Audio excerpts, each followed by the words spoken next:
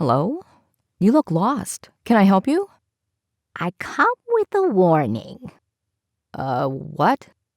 Is there a Witt here? It's debatable, but hardly. I think this is for you. Would you like to sit down? Grazie. Well, I fixed the drip in the faucet. Did you call for me, Lacey? Oh, hello. Are you lost? I already asked. She said she's come with a warning. A what? Is there an echo in here? Are you a Witt? Not everyone thinks so, but my parents say I am, so we'll just go with that. I am a psychic medium and you are going to die. We all are eventually, so can you be more specific? Thursday next. I have seen it in the cards. My crystal ball, she no lie. Someone will kill you and you will die. That is all Griselda has to say. Hold up.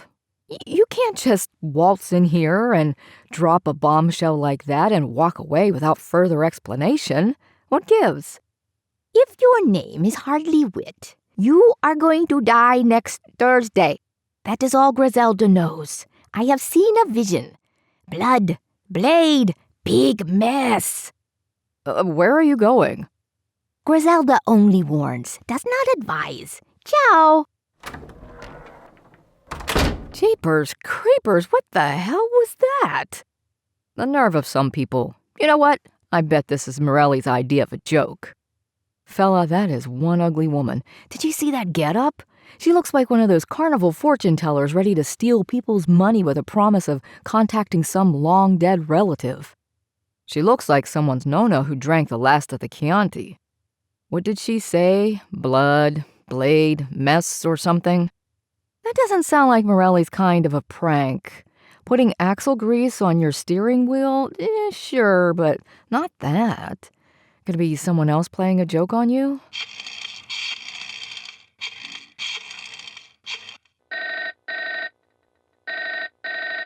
Morelli here. Make it snappy. It's me, Witt. What kind of games are you playing? I played bridge last night with the wife and our neighbors. Did you send some old world-looking grandma over here to tell me I'm going to die? Are you drunk? What are you talking about? No, I'm not drunk. Some strange and ugly looking woman came in our office this morning saying she had a vision where I was going to die. Oh, how I would love to have been there for that. Oh, God, as funny as it sounds, that wasn't me.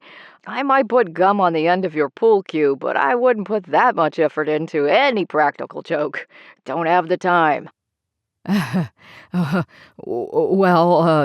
Just to be safe, are there any murderers on the loose? Well, as a matter of fact, we might have a mass murderer on our hands. So far, about 3 homicides, all fitting the same M.O. On Thursday nights, using a sharp instrument, probably a large knife of some sort. Are you okay? Yeah, sure. Did this fortune teller give you any further details? Not much. But she said something about a blade and blood and next Thursday.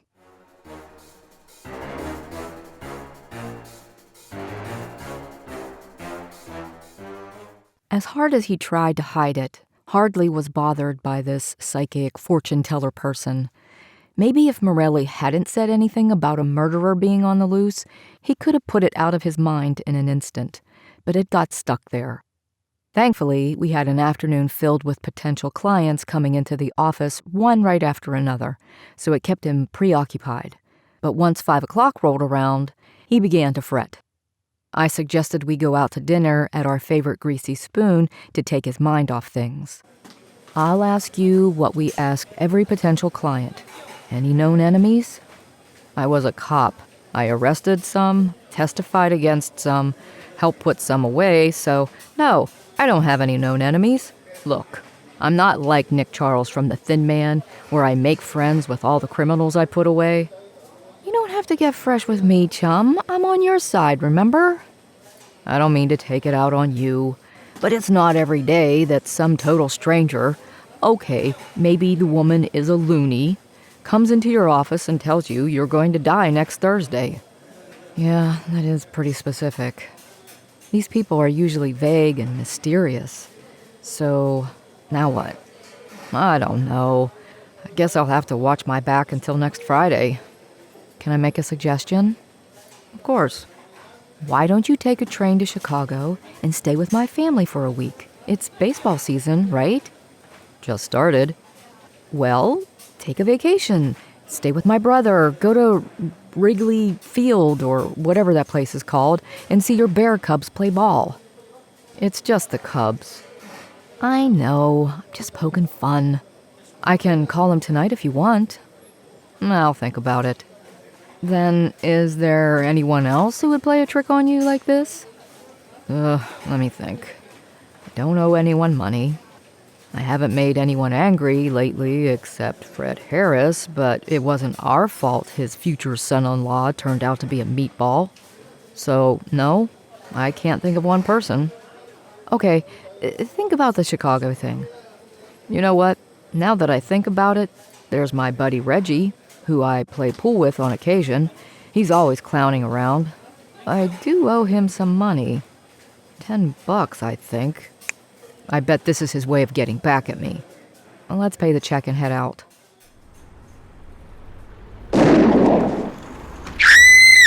Hardly. Wake up. Wake up, damn it. What's going on? Ow! What the? Someone fired a gun. Did you get hit? Nothing is burning or bleeding, but my head hurts where I hit the pavement. Who got shot? I didn't look. I was too worried about you. Can you stand? Yeah. Oh, God, I'm up. Let's go back to the office since we're so close. Let me get my bearings. We went back to the office, which was only a block from the diner. The first thing I thought to do was to call the police when I got to my desk. But by the time we reached the office, sirens were already wailing out in the street. My heart was racing, and I couldn't seem to catch my breath. For what felt like a very long second, I thought I had lost Hardley. My life without him flashed before my eyes, and I didn't like how it made me feel. Here, have some water. I have whiskey in my desk. As he lifted the glass to his mouth, I could see Hardley's hand shaking. He always tried to act like a tough guy, but this whole fortune teller thing had really gotten to him. Maybe I should go to Chicago for a while. If you want, but I've been thinking, what if the killer just waits until you get back? Well, at least I'll have gotten to see the Cubs play before I kick the bucket. This is not funny. Sorry. You have a point, though. If this is even real, if someone wants me dead, they'll wait. Why don't we, stage a setup to draw them out? And how do we do that? What do you usually do on Thursday nights? Play pool? Okay, then. We'll fill the place with cops and set a trap. Do you honestly believe that Morelli is going to waste city funds to set up a killer just because some batty old woman came into the office and predicted my death? When you put it that way, no. Do you have any better ideas? Hire a bodyguard. Know any? For someone who almost got shot tonight, you sure are a funny guy. What else am I supposed to do? Do any of your cop buddies owe you a favor? Instead of using Morelli and his men, we'll do it with your friends. Besides, like you said, we don't even know if this is real. Let's just say it is, and we set a trap at the pool hall on Thursday night. Nothing will be lost except we'll catch a killer. Heck, I'll even go there undercover. As what? Dames don't hang out in pool halls. I can pretend to be someone's jealous wife, come to drag my no-good husband back home by his ear. We have a week to put this together. We'll think of something. We always do. You really want to do this? Wouldn't you rather do something, anything, instead of walking around with a target on your back?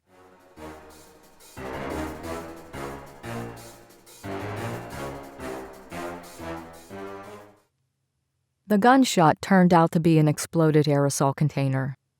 Some poor fool forgot he threw it in the trash and got the surprise of his life when he burned his garbage in a barrel in the alley behind his apartment building. The man suffered some minor injuries, but would be okay. We didn't find that out until Wednesday morning, but by then, we had our plan in place. Hardley gathered some of his male friends together to act as bodyguards on Thursday night at the pool hall. It helped that most of the guys were beefy, and some were retired cops, and most of them owed him money because they were worse at pool than he was. Morelli didn't want to get involved because he thought the whole thing was a hoax and that someone was only playing a cruel joke on Hardley. He agreed to be on standby just in case. Since the pool hall was going to be filled with Hardley's buddies, he said it was okay if I sat at the bar and had a drink or two. Unfortunately, not all the fellas were in on the setup. Anyone ever tell you that red hair on a broad drives a man wild? Why, no, I never heard that one before. Name's Simon. Can I buy you a drink, dollface? I'm nursing this beer for now. Maybe later? Ain't you gonna tell me your name? Betty. Like Betty Grable? Had her pin up on my locker when I was fighting overseas. While Simon blathered on and on about his time in the war, a street bum, hunched over and wearing ratty clothes, came inside the pool hall and headed for the John. According to the clock on the wall, it was 10:30. An hour and a half, and it would be Friday. Technically, Hardley would be safe then. So far, no suspicious characters lurked about, and I hated to say it, but I was bored. This was boring. I never liked stakeouts. Maybe if I was actually playing pool instead of sitting in a smoke-filled room watching a bunch of guys do it, I would have had more fun. But I was the lookout, the observer. The street bum came out of the restroom and headed for the door. He straightened up, gave a quick look around, and left. Something about that man reminded me of someone I had met before. I decided to trail him, but annoying Simon had other plans. Where are you going, dollface? I forgot something from the car. Pretty little lady like you can't go out there all by her lonesome. Let me walk you out, keep you safe. Who's going to keep me safe from you? Well, now we'll just figure that one out on our own. Tired of dealing with this lecherous octopus, I slammed my foot on top of his to get him out of the way. I dashed out the door before Simon had a chance to recover and began looking up and down the street for the grubby-looking man. He was nowhere in sight. So I did what any stupid person in a bad part of town would do, took a walk. This was not a good neighborhood for me to be strolling along without a care in the world, so I reached in my coat pocket for my gun and gripped it hard. I made it about a block when I realized someone was following me. Not directly behind me following me, but the kind where you know you're not alone. I stopped at the corner, intending to cross the street and head back down to the pool hall, when I heard the swishing sound of metal. I turned slowly, casually, like I hadn't heard anything at all. There stood the street bum brandishing a machete. I raised my pistol. Hardley! Hardley! I found him. He's wielding a machete. He ran off down the alley up on the right.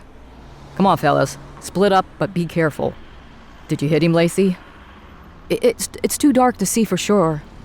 I'll go down the alley. You stand by on the street. Find a phone booth and call the police. There's one up ahead. Be careful.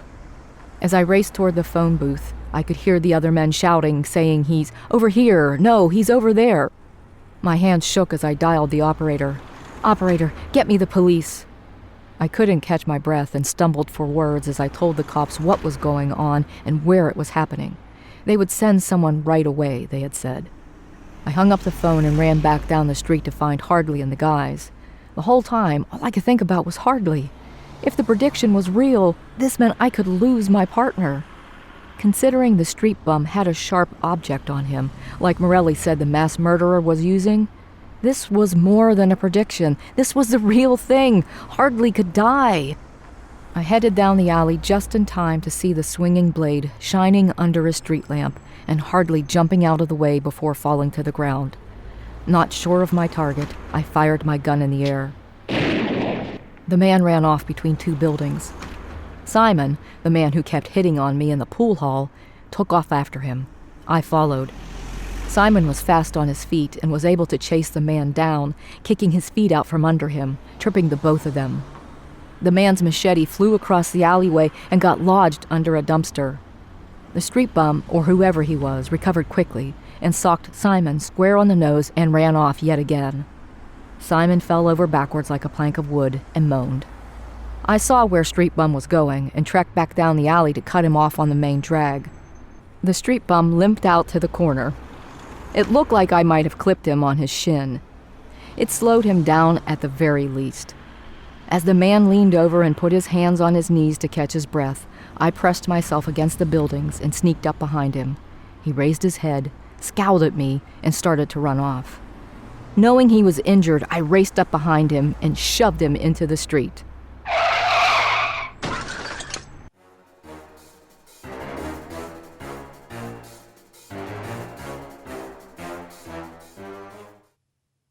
Want to meet him? I've got him in an interrogation room. I don't know, Lacey. Do I? Who is he? His name is Edward Butcher, ironically enough. He slices and dices his victims with a machete. I don't know what the deal is with murdering on a Thursday, but once he starts talking, maybe we'll get it out of him.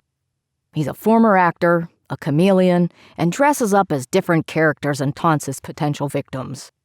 So this Griselda psychic fortune teller woman who came to our office was really him dressed in disguise? That's right. Sick man. What's his body count? 3 so far, maybe more. He drove here from Kansas. It's hard to say how many victims he left along the way. Are you saying Hardly is safe now? He can stop looking over his shoulder? As long as he's a private detective, no, he's not safe. But he was asking about you, wanted to meet you, Hardly. He had a twisted smile on his face when he said it, too. What do you say? It's up to you, of course. Do I want to meet him? Maybe in hell.